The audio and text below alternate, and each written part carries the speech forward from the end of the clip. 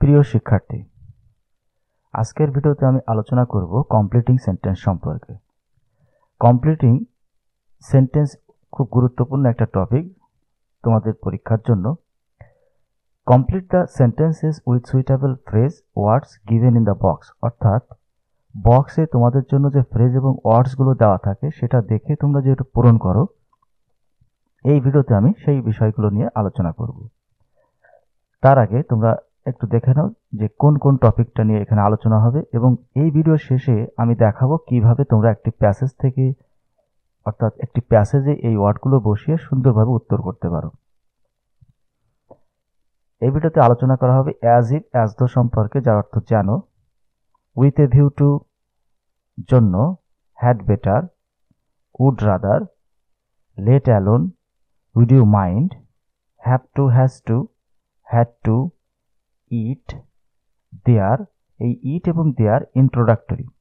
It is high time, as long as, what does look like, was born, what if, what's it like, no sooner had than, feel like, get বা be use to, lest এবং as soon as. এই 21টা rules তোমাদের জন্য তৈরি করা আছে, অর্থাৎ তোমরা এটা খাতায় লিখে বারবার প্র্যাকটিস করবে, তাহলে তোমরা খুব সহজেই এই টপিকটা শিখতে পারবে। এখন দেখো, 1 নম্বর থেকে এই বেসিক রুলস নিয়ে তোমাদের জন্য আলোচনা করা হবে। তোমরা এটা খাতায় লিখে অবশ্যই প্র্যাকটিস করবে। প্রথম যেটা, অ্যাজ ইফ এবং অ্যাজ দো। তোমরা প্রথমেই অ্যাজ ইফ এবং অ্যাজ দো সম্পর্কে একটু ভালোভাবে ধারণাটা নাও। এই অ্যাজ ইফ এবং অ্যাজ দো অর্থ যেন। যেমন, সে কথা বলে যেন সে সব জানে। এই ধরনের সেন্টেন্সকে যখন লিখতে হবে তখন অ্যাজ ইফ অ্যাজ দো ব্যবহার করবে। কিন্তু এই কমপ্লিটিং এর সময় তোমরা বুঝবে কিভাবে যে আমি অ্যাজ ইফ বা অ্যাজ দো ইউজ করব। তখন খেয়াল রাখবে, এই অ্যাজ ইফ এর আগে যদি প্রেজেন্ট টেন্স থাকে, যেমন am, is, are, do, does, have, has, এই জাতীয় কোনো ভার্ব দেখা যায়, তাহলে পরের অংশটা সাবজেক্ট, তারপর অথবা ওয়ার অথবা ভি টু থাকবে এর বাকি অংশ। অর্থাৎ সাবজেক্টের পরে হয় ওয়ার থাকবে, না হলে ভি টু। এই ওয়ারটা হি থাকলেও ওয়ার থাকতে পারে, দে থাকলেও ওয়ার থাকতে পারে, যেটাই থাকুক না কেন ওয়ার অথবা ভি টু, যেমন নিউ, ডিড, মেড, এরকম কিছু ওয়ার্ড থাকবে। তাহলে আবারও খেয়াল করো, অ্যাজ ইফ এবং অ্যাজ দোর আগে যদি প্রেজেন্ট টেন্স থাকে তাহলে পরের অংশটা থাকবে পাস্ট ইনডিফিনিট, অর্থাৎ ওয়ার অথবা ভি টু। এবং এই অ্যাজ ইফ বা অ্যাজ দোর আগে যদি পাস্ট ইনডিফিনিট থাকে, অর্থাৎ সাবজেক্ট প্লাস ভি টু থাকে, তাহলে পরের অংশটা থাকবে হ্যাড প্লাস ভি থ্রি। তোমাদের জন্য পরীক্ষায় এই প্রথম রুলসটাই বেশি আসে, তোমরা এটা খুব ভালোভাবে শিখে নাও। দেখো একটা উদাহরণ, সে কথা বলে যেন সে সব জানে। কথা বলে ইংলিশ কি speaks, he speaks as if সে সব জানে, হি নিউ অল। অর্থাৎ এই অ্যাজ ইফ এর আগে প্রেজেন্ট টেন্স থাকার কারণে পরেরটা পাস্ট ইনডিফিনিট, অর্থাৎ ভি টু হয়ে গেছে। সে ভান করে যেন সে পাগল, হি প্রিটেন্ডস অ্যাজ দো হি ওয়ার ম্যাড। অর্থাৎ বক্সে তোমাদের জন্য যদি অ্যাজ দো দেওয়া থাকে তাহলে সেটা ব্যবহার করবে, যদি অ্যাজ ইফ থাকে তাহলে অ্যাজ ইফ ব্যবহার করবে। যেমন হি প্রিটেন্ডস অ্যাজ দো হি ওয়ার ম্যাড। আর এটা যদি পাস্টে থাকে তাহলে কি হবে, দেখো, he pretended as if he had been mad. He spoke as if he had known all. অর্থাৎ অ্যাজ ইফ এর আগে যখনই পাস্ট হবে তখন হ্যাড প্লাস ভি থ্রি হবে। এখন তোমাদের জন্য একটা কাজ, দেখো, শি অ্যাক্টস, এখানে ড্যাশ দেওয়া আছে, শি গট সাম মানি। তোমাদের এখানে বসাতে হবে যে এটা কি হবে। এটার উত্তরটা হবে অ্যাজ ইফ, অর্থাৎ she acts as if she got some money. প্রশ্নে তোমাদের জন্য ঠিক এইভাবেই দেওয়া থাকবে। এখন দ্বিতীয় রুলসটা দেখো, with a view to, V one plus ING. যদি উদ্দেশ্য বা জন্য বোঝানোর জন্য ব্যবহার করা হয় তাহলে উইথ এ ভিউ টু থাকবে। অর্থাৎ প্রশ্নে দেখবে যে he came here with a view to taking my car. সে আমার গাড়িটা নেওয়ার জন্য এখানে এসেছে। অর্থাৎ উইথ এ ভিউ টু কোথায় বসানো যাবে, যখন দেখবে যে ভি ওয়ান প্লাস আইএনজি আছে এবং কোনো উদ্দেশ্য প্রকাশ করছে তখন উইথ এ ভিউ টু ব্যবহার করবে। আচ্ছা, এরপর had better plus V one. এই হ্যাড বেটার অর্থ হচ্ছে বরং ভালো, যেমন তার বরং কাজটা করা ভালো। এই হ্যাড বেটারের পরে অবশ্যই ভি অন থাকবে। এবং প্যাসেজে দেখবে যদি কোনো সেন্টেন্সে কোনো কিছু পরামর্শ দেওয়া বা উপদেশ দেওয়া, অ্যাডভাইস থাকে, তার এটা করা ভালো, সেক্ষেত্রে তোমরা হ্যাড বেটারটা বসাবে। যেমন he had better do the work. একটা প্রশ্ন তোমাদের জন্য তৈরি করা আছে, দেখো, they dash stay here because it has been raining. বাইরে বৃষ্টি হচ্ছে, তাদের বরং এখানে থাকা ভালো। তাহলে এখানে কি বসাবে? Had better. ঠিক একইভাবে দেখো, উড রাদারটাও কিন্তু বরং ভালো এর জন্য ব্যবহৃত হবে। কিন্তু তোমাদের জন্য একটা বিষয় খেয়াল রাখতে হবে, যেটা হ্যাড বেটারের পরে যেটা বসবে বেস ফর্ম, উড রাদারের পরেও কিন্তু বেস ফর্ম বসবে, কিন্তু উড রাদারটা থাকবে দ্যান প্লাস বাকি অংশ আর একটা থাকবে। অর্থাৎ যেখানে দ্যান থাকবে সেটার সাথে তোমরা উড রাদারটা ব্যবহার করতে পারবে। যেমন you would rather sell the book than buy it. এটা কেনার থেকে তোমার এটা বিক্রি করে দেওয়া ভালো। তাহলে খেয়াল রাখো, যেখানে দ্যান প্লাস বাকি অংশ ভি অনে থাকতে পারে বা অন্য একটা অংশ থাকতে পারে, সেটা দেখে তোমরা এর আগে উড রাদারটা ব্যবহার করবে। যেমন he dash stay here than go, অর্থাৎ তার যাওয়ার চেয়ে এখানে থাকা ভালো। তাহলে এখানে উত্তরটা হবে উড রাদার। এরপর লেট অ্যালোন। লেট অ্যালোনের ব্যবহারটা কিভাবে করবে? যদি কোনো ব্যক্তি একটি কাজ করতে পারে না, সাথে তার থেকেও বেশি আর একটা কোনো কাজ আসে, তখন সেটাকে লেট অ্যালোন দ্বারা প্রকাশ করবে, যেটা দূরের কথা, বা আমি এটা পারি না ওটা তো দূরের কথা।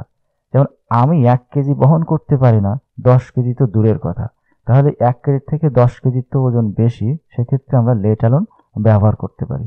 I can not carry 1 KG let alone 10 KG.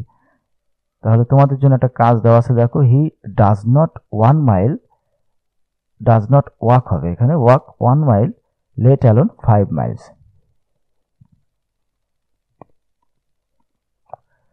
He does not walk 1 mile let alone 5 Miles. এর পরেরটা দেখো, তোমরা যদি খাতায় লিখে এটা প্র্যাকটিস করো তাহলে তোমাদের খুব সহজে এটা মনে রাখতে পারবে। যেমন উড ইউ মাইন্ড কখন বসবে? যখন ভিএন প্লাস আইএনজি। এর আগে উইথ এ ভিউ টুর জন্য ভিএন প্লাস আইএনজি ছিল, কিন্তু এটাই দেখবে যে কোশ্চেন মার্ক দেওয়া থাকবে এবং উড ইউ মাইন্ডটা শুরুতে ড্যাশ দেওয়া থাকবে, অর্থাৎ ব্ল্যাঙ্ক দেওয়া থাকবে। তোমরা এটা দেখেই বুঝতে পারবে। আর এটার অর্থ হলো আপত্তি নেই তো, যেমন তোমার চা খেতে আপত্তি নেই তো। Would you mind taking tea, অর্থাৎ উড ইউ মাইন্ড অংশটা ব্ল্যাঙ্ক করা থাকবে, পরের অংশে আইএনজি এবং লাস্টে কোশ্চেন মার্ক দেওয়া থাকবে। এরকম সেন্টেন্স হলেই তোমরা উড ইউ মাইন্ড ইউজ করবে। যেমন would you mind going there with me. এরপর হ্যাভ টু বা হ্যাজ টু এর অর্থ তে হয়। এই হ্যাভ টু হ্যাজ টু এরপর ভার্ব বেস ফর্ম থাকবে। এটাও কোনো কিছু বাধ্যবাধকতা বা তাকে এটা করতে হয় এমন প্রকাশের জন্য হ্যাভ টু বা হ্যাজ টু ব্যবহার করতে হবে, এবং এরপর ভিওয়ান বা বেস ফর্ম থাকবে। যেমন আমাকে বাজারে যেতে হয় কিছু কিনতে, অর্থাৎ আমি বাজারে যাই। I have to go to market to buy something. Have to বা হ্যাজ টু তে হয় অর্থ প্রকাশ করার জন্য ব্যবহৃত হবে। আর হ্যাড টু দা তে হয়েছিল, অর্থাৎ এই হ্যাভ টু হ্যাজ টুর পাস্টের জন্য হ্যাড টুটা ব্যবহার করা হয়। যেমন আমাকে বাজারে যেতে হয়েছিল কিছু কিনতে, I had to go to market to buy something. তোমরা খেয়াল রাখবে হ্যাড টুর পরে বেস ফর্ম, অর্থাৎ যদি কোনো বেস ফর্ম থাকে সেখানে হ্যাড বেটার বা হ্যাড টু কোনটা আসবে সেটা একটু খেয়াল রেখে তোমরা বসাতে পারো। এরপরে ইট। এই ইট অর্থ ইহা, কিন্তু এখানে ইট ইন্ট্রোডাক্টরি মানে সূচনাকারী অর্থে ব্যবহৃত হবে। অর্থাৎ যে সেন্টেন্সের সাবজেক্ট সরাসরি বসে না সেখানে ইট ব্যবহার করে এই সিঙ্গুলার সাবজেক্টের ক্ষেত্রে ইটটা ব্যবহার করা হবে। আর দেয়ারের ক্ষেত্রেও ঠিক একই, ইন্ট্রোডাক্টরি হিসেবে ব্যবহৃত হবে, কিন্তু এটা সিঙ্গুলার প্লুরাল দুটোই ব্যবহার করা যেতে পারে। যেমন 1 ঘন্টা ধরে বৃষ্টি হচ্ছে, এটার সাবজেক্ট যেহেতু নাই সেক্ষেত্রে আমরা ইন্ট্রোডাক্টরি মানে সূচনাকারী একটা ইট ব্যবহার করব। It has been raining for an hour. ঠিক একইভাবে দেখো, টেবিলের উপর একটি বই আছে। যদি 2টা বই থাকতো তাহলে there are 2 books on the table. আর একটি বই আছে there is a book on the table. অর্থাৎ এই দেয়ারের পরে ইজ হবে না আর হবে বা প্লুরাল বা সিঙ্গুলার হবে, সেটা এই ভার্বের পরের অর্থটা দেখে বোঝা যাবে। যে সাবজেক্টের যে নাউনটা থাকবে সেটা দেখেই বোঝা যাবে যে এটা সিঙ্গুলার না প্লুরাল। কিন্তু তোমরা কিভাবে বুঝবে যে আমরা ইন্ট্রোডাক্টরি দেয়ার বা ইট বসাবো? দেখবে সাবজেক্টের জায়গায় একটা ব্ল্যাঙ্ক দেওয়া থাকবে এবং ঠিক একইভাবে এর পরে ভার্বগুলো দেওয়া থাকবে। যেমন dash lived an honest king, his name was king Lear. এখানে there lived an honest king. এরপর পরের রুলসটা দেখো, ইট ইজ হাই টাইম, উপযুক্ত সময় বা সময় হয়েছে। এই ইট ইজ হাই টাইমের পরে সাবজেক্ট প্লাস V2 বসবে, অর্থাৎ যে সাবজেক্টটা থাকবে তারপর V2 থাকলে তোমরা ইট ইজ হাই টাইমটা ইউজ করতে পারবে। যেমন ইট ওয়াজ হাই টাইম, আরেকটা রুলস দেখো, it was high time subject had plus V3, যখনই ইজ থাকবে তখন V2 হবে, আর যখন ওয়াজ থাকবে তখন হ্যাড প্লাস V3 হবে। এবং পরীক্ষায় তোমাদের প্রশ্নটা যখন থাকবে তখন সাবজেক্ট V2 বা হ্যাড প্লাস V3 থাকবে, এর আগে ব্ল্যাঙ্ক দেওয়া থাকবে। তোমরা এটি দেখেই বুঝতে পারবে যে আমার বক্স থেকে ইট ইজ হাই টাইমটা এখানে বসাতে হবে। যেমন it is high time we solved the problem, it was high time we had done the work, অর্থাৎ ইট ইজ হাই টাইম থাকলে সাবজেক্ট V2 এবং ইট ওয়াজ হাই টাইম থাকলে subject had plus V3। As long as কখন কোথায় বসাবে, যতক্ষণ পর্যন্ত বোঝানোর জন্য অ্যাজ লং অ্যাজ ব্যবহৃত হবে। তুমি সফল হবে যতদিন তুমি পড়ালেখা করবে, মানে যতক্ষণ পর্যন্ত পড়ালেখা করতে পারবে ততদিন তুমি সফল হবে।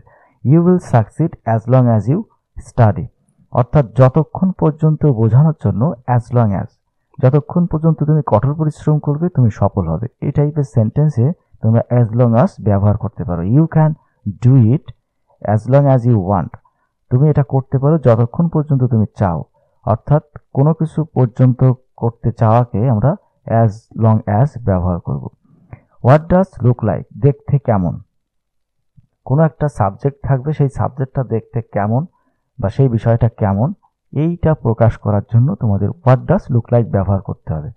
এবং প্রশ্নে তোমাদের জন্য ঠিক এইভাবে সাবজেক্টটা দেওয়া থাকবে, এর পরের অংশ গ্যাপ থাকবে এবং এর আগের অংশ গ্যাপ থাকবে, যা দেখে তোমরা সহজেই বুঝতে পারবে যে হোয়াট ডাজ লুক লাইকটা এখানে বসবে।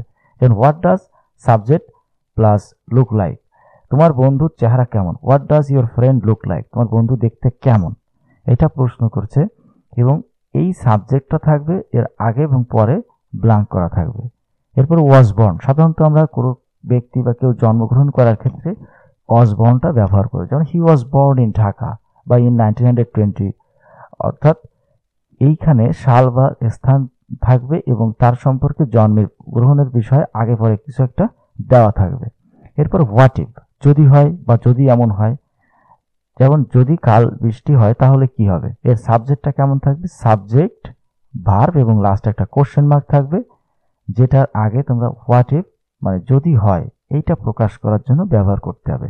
What if it rains tomorrow, যদি আগামীকাল বৃষ্টি হয় তাহলে কেমন, যদি আমরা সময় মতো প্রকল্পটি শেষ না করি তাহলে কি হবে, what if we don't finish the project on time, মানে কি হবে এইটা প্রকাশের জন্য হোয়াট ইফটা ব্যবহৃত হবে।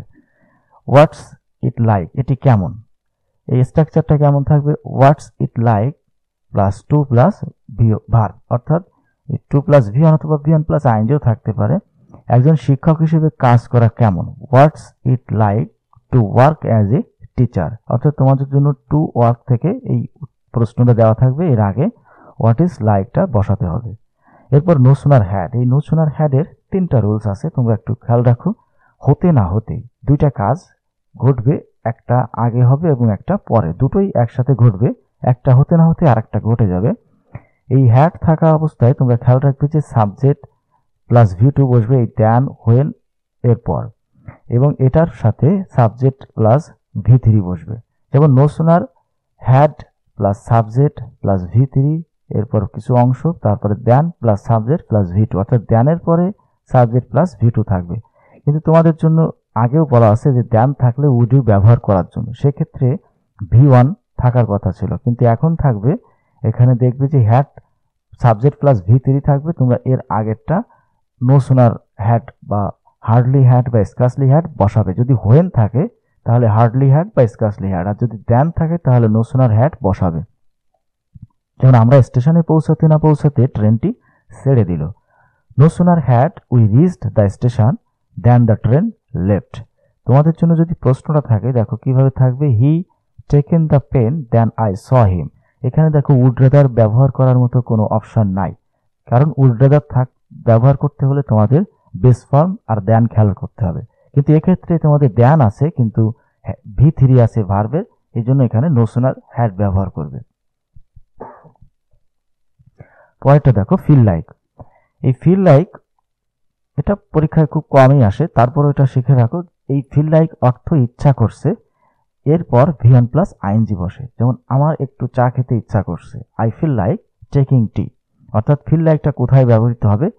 সাবজেক্টের পরে ভিয়ান প্লাস আইএনজি থাকলে। যদি ভিয়ান প্লাস আইএনজি না, এই সাবজেক্টের না থাকে, তাহলে উড ইউ মাইন্ড বসাতে পারতে বা with a view to use করতে পারতে, কিন্তু এখানে would you mind question mark নেবে এবং উইথ এ ভিউ টু তার আগে কোনো একটা অংশ থাকবে যেটার কারণে তোমরা এটা করতে যাচ্ছ। গেট বা বি ইউজ টু, এই গেট অর্থ হচ্ছে, গেট এখানে ব্যবহৃত হতে পারে গট, হ্যাজ গট, গেটস, বিভিন্ন ফর্মে থাকতে পারে। আর বি ভার্বের অ্যাম, is, R, Aja, war, bin, being অনেক কিছু থাকতে পারে। অর্থাৎ এই বি ইউজ টু বা গেট ইউজ টু কোথায় ব্যবহৃত হবে? যদি দেখো যে আইএনজি আছে এবং অতীত অভ্যাস প্রকাশ পাচ্ছে, যেমন অভ্যাস থাকা যদি প্রকাশ পায়, তাহলে ভিয়ান প্লাস আইএনজি দিয়ে এইটাকে পূরণ করতে হবে। অর্থাৎ he is use to making it, সে এটা প্রায় করতো। অর্থাৎ ইউজ টু বা ইজ ইউজ টু কোথায় বসবে? ভিয়ান প্লাস আইএনজি থাকলে এবং এর আগে একটা সাবজেক্ট থাকবে। কিন্তু এটা কোনো কিছু ইচ্ছা করছে এমন প্রকাশ না পেলে তখন ইজ বা বি ইউজ টু ব্যবহার করবে। এরপর লেস্ট, এটা পরীক্ষার জন্য খুবই গুরুত্বপূর্ণ একটা টপিক। এই লেস্ট অর্থ হচ্ছে যাতে না ঘটে বা যাতে না করে, কোনো কিছু করতে হবে যাতে সেটা না ঘটে এমন অর্থ প্রকাশ করার জন্য। এর সাবজেক্ট, এর প্যাটার্নটা কেমন থাকবে? সাবজেক্ট প্লাস ভার্ব, এরপর কিছু অংশ, তারপর লেস্ট, সাবজেক্ট শুড অথবা মাইট। অর্থাৎ এই লেস্ট কখন বসবে? ব্লাঙ্কের এখানে যদি দেখো যে আগে একটা কথা বলছে যেটা না করলে পরেরটা হয়ে যেতে পারে, এবং শুড অথবা মাইট থাকবে। তোমরা খেয়াল রাখবে শুড অথবা মাইট থাকলে মাঝে লেস্ট বসাতে পারবে।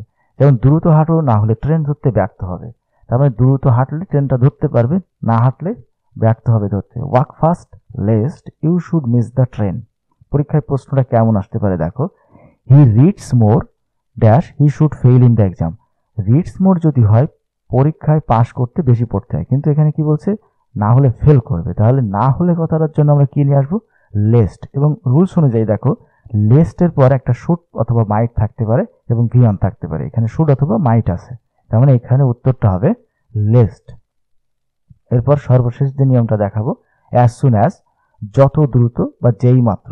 অর্থাৎ দুটো কাজ একসাথে ঘটবে এবং সেটা একটা হওয়ার সাথে সাথে আর একটা। যেমন যেই মাত্র সে আমাকে দেখলো সেই মাত্র সে চলে গেল, দেখার সাথেই চলে গেল। অর্থাৎ একটার ঘটনা আর একটার সাথে আসবে। কিন্তু এটা যদি নেগেটিভে বলা হতো, সে আমাকে দেখতে না দেখতেই চলে গেল, তাহলে নো সুনার হ্যাড ব্যবহার করা যেত। এটা কেমন থাকবে পরীক্ষায়? He saw me he went away, সে আমাকে দেখলো চলে গেল। তাহলে এখানে আমরা অ্যাজ সুন অ্যাজটা ব্যবহার করতে পারি। এটা শুরুতেও থাকতে পারে বা মাঝেও থাকতে পারে। যেমন হি went away dash he saw me, as soon as he saw me, এটা থাকতে পারে। এখানে তোমাদের জন্য 21টা রুলস দেখানো হয়েছে। অর্থাৎ এই পরীক্ষায় বা যে কোন এই যে তোমাদের এইচএসসি পরীক্ষায় 10টা থাকে, এই 21টা যদি পড়তে পারো তাহলে কমপ্লিটিং এর জন্য, শুধু এই কমপ্লিটিং না, কমপ্লিটিং সেন্টেন্সের জন্য তোমাদের কিছুটা এগিয়ে থাকবে তোমরা, এবং এর থেকে অবশ্যই তোমরা পরীক্ষায় 10টা পাবে। অর্থাৎ পরীক্ষায় 5-এ পাস পাওয়ার জন্য এই 21টা রুলস ভালোভাবে প্র্যাকটিস করবে। এখন দেখো পরীক্ষায় তোমাদের জন্য যে প্রশ্ন থাকবে সেটা কিভাবে উত্তর করবে, অর্থাৎ একটি প্যাসেজ কিভাবে থাকবে। আমরা এখানে এইচএসসি এক্সাম 2018 ঢাকা, দিনাজপুর, যশোর এবং সিলেট বোর্ডে যে প্রশ্নটা ছিল সেইটা আমরা এখানে একটু দেখব যে কিভাবে এটা পরীক্ষায় ছিল। এখানে দেখো অ্যাজ ইফ আছে, had to, as soon as, it, was born, let alone, would rather, had better, there, what if, এগুলো সবই আছে। এখন তোমরা কি করতে পারো? প্রথম থেকে ধারাবাহিকভাবে লিখতে পারো, অথবা তুমি কি কাজ করবে, পরীক্ষায় এই দাগ নম্বরগুলো সিরিয়ালি বসাবে, A number, B number, C number, এইভাবে। এ এইখানে, বি এইখানে, এইভাবে লিখবে না, এটা লিখবে এ বি সি ডি, ধারাবাহিকভাবে 10টা লিখবে। এখন তোমার কাছে যেটা সহজ মনে হবে সেটা তুমি আগেই ইউজ করতে পারো। যে হ্যাঁ, আমি অ্যাজ ইফের রুলসটা জানি, তাহলে অ্যাজ ইফটা কোথায় বসবে আমি একটু দেখে আসি যে অ্যাজ ইফ বসবে কিনা। যেমন উই পে এ ভিজিট, অর্থাৎ অ্যাজ ইফ এখানে বসবে না। The storm was raging violently we got out, এটাও অ্যাজ ইফ আসবে না, কারণ পাস্ট টেন্সের সাথে আবারও পাস্ট টেন্স আছে। কিন্তু আমাদের নিয়ম ছিল কি, অ্যাজ ইফটা বসানোর জন্য আমাদের প্রেজেন্ট এবং পাস্ট দুইটাই খেয়াল রাখতে হবে। তাহলে Fardin is always boastful of his uncles, he talks, এখানে দেখো প্রেজেন্ট আছে, হি টক্স, সে কথা বলে, they were the most powerful men in the country. অর্থাৎ এখানে দেখো তুমি অর্থ করতে যদি নাও পারো, সাবজেক্ট ওয়ার আছে, তাহলে আমরা কি বুঝলাম যে এর আগে প্রেজেন্ট আছে, পরেরটা পাস্ট আছে, অর্থাৎ এই সি নাম্বারে অ্যাজ ইফ ব্যবহার করা যাবে। তাহলে তোমার জন্য একটা সুবিধা হলো যে অ্যাজ ইফের রুলটা তুমি যদি পড়ে রাখো, তাহলে অ্যাজ ইফটা সহজেই তুমি সি নাম্বারে লিখতে পারো। আর একটা বিষয়, তোমাদের লেখার জন্য ঠিক উত্তরটা কিভাবে লিখবে, অ্যান্সার লেখার পরে এই এ নাম্বারে যে উত্তর, বি নাম্বারে উত্তর, সি নাম্বারে উত্তর, ঠিক এইভাবে ধারাবাহিকভাবে উত্তর লিখবে। তোমাদের এই সেন্টেন্সগুলো আর পরীক্ষায় উঠানো লাগবে না। তাহলে আমরা শুরু থেকে আরেকবার দেখি, এ নাম্বারে কি ছিল, we dash pay a visit to Cox's Bazar. আমরা বেস ফর্মে একটা ভার্ব পেয়েছি, we have already visited the Sundarbans. এখানে দেখো কক্সবাজার দেন দ্য সুন্দরবনস, দেন আছে এবং বেস ফর্ম আছে। দেন এবং বেস ফর্ম থাকলে আমাদের প্রথমেই উড রাদারটা বলা হয়েছে, অর্থাৎ উড রাদার ব্যবহার করতে হবে। এরপর দ্বিতীয় number, the storm was raging violently, we got out dash it abated. Abated মানে কমে যাওয়া, এইখানে যেই মাত্র কমে গেল সেই আমরা বের হলাম, অর্থাৎ অ্যাজ সুন অ্যাজটা ব্যবহার করতে পারো। ঝড় কমে গেল, আমরা বেরিয়ে গেলাম, তার মানে একটা হতে না হতে আর একটা কাজ হবে। এবং C number, Fardin is always boastful of his uncles, he talks as if they were the most powerful men in the country. কারণ অ্যাজ ইফ এর রুলসটা আগে প্রেজেন্ট, পরে পাস্ট হবে। My college is far away from our house, আমাদের বাড়ির থেকে অনেক দূরে। I dash walk a long way, আমাকে অনেক পথ হাঁটতে হবে। অর্থাৎ এখানে আই হ্যাড বেটার দেওয়া যাবে না, কারণ এখানে কোনো সাজেস্ট করা হচ্ছে না, এখানে শুধু তাকে কি করতে হবে সেটা বলা হচ্ছে, অর্থাৎ হ্যাভ টু ব্যবহার করতে হবে। এরপর Jasimuddin is a rural poet, he dash in village, সে কোথায়, সে জন্মগ্রহণ করেছিল কোথায়, এইটা বলা হয়েছে, অর্থাৎ তোমরা এখানে ওয়াজ বর্নটা ব্যবহার করতে পারো। He was born in 1903 in a village named Tambulkhana in Faridpur. এরপর dash is very what day, এটা আমাদের ইন্ট্রোডাক্টরি ইট বা দেয়ারের একটা দিতে হবে, তাহলে দেয়ার ইজ তো আসবে না, এটা আমরা ইট ব্যবহার করতে পারি, it is very what day. Load shedding is aggravating the situation. এরপর Maruf can not earn 50 marks, 50 mark নিতে পারে না। 80 মার্কস তো অনেক দূরের কথা। He is a student of average standard, তাহলে দেখো 50 মার্কসের পরে 80 মার্কস দেওয়া আছে, তাহলে গেইনের বিষয় কি বলছে, লেট অ্যালোনটা ব্যবহার করতে পারো। লেট অ্যালোনটা কোথায় বসে, রুলসে তো দেখানো আছে লেট অ্যালোন, অর্থাৎ দূরের কথা, এটা পারে না, আর একটা তো অনেক কষ্টের বিষয়। এরপর dash are many mango trees around our home, এইখানে দেখো আমাদের যে একটা সাবজেক্ট প্রয়োজন, সেই সাবজেক্ট আমরা কি নিতে পারি, দেয়ার, দেয়ার আর মেনি, ইন্ট্রোডাক্টরি দেয়ার। এরপর Fayaz seems to be weak, he dash consult an experienced doctor, যেহেতু সে উইক, তাকে কি করা উচিত, একজন কনসাল্ট এক্সপেরিয়েন্স ডক্টরের সাথে কনসাল্ট করা উচিত। তাহলে এখানে তাকে পরামর্শ বা অ্যাডভাইস দেওয়া হচ্ছে, তার বরং সেটা করা ভালো, এক্ষেত্রে হ্যাড বেটার ইউজ করতে হবে, অর্থাৎ হ্যাড বেটার প্লাস ভি1। এবং লাস্টে what if, the river is calm, what if we swim in the river. এই হোয়াট ইফের রুলসটা কি ছিল, যে একটা সাবজেক্ট, তারপরে ভার্ব দেওয়া থাকবে, কিন্তু কোশ্চেন মার্ক থাকবে, এর আগেই তোমরা হোয়াট ইফটা বসাতে পারো, যে কেমন হয় যদি আমরা নদীতে সাঁতার কাটি। To swim in the river is a nice experience. এখানে দেখো এই প্রশ্নের উত্তরগুলো ধারাবাহিকভাবে এখানে লিখে দেওয়া আছে, তোমরা এটা দেখেও প্র্যাকটিসটা করতে পারো, অথবা 2018 সালের বোর্ড কোশ্চেন থেকে তোমরা এটা দেখে নিতে পারো। আশা করি এই ভিডিও থেকে তোমরা খুব ভালোভাবে এই বিষয়টি শিখতে পেরেছো। ধন্যবাদ সবাইকে।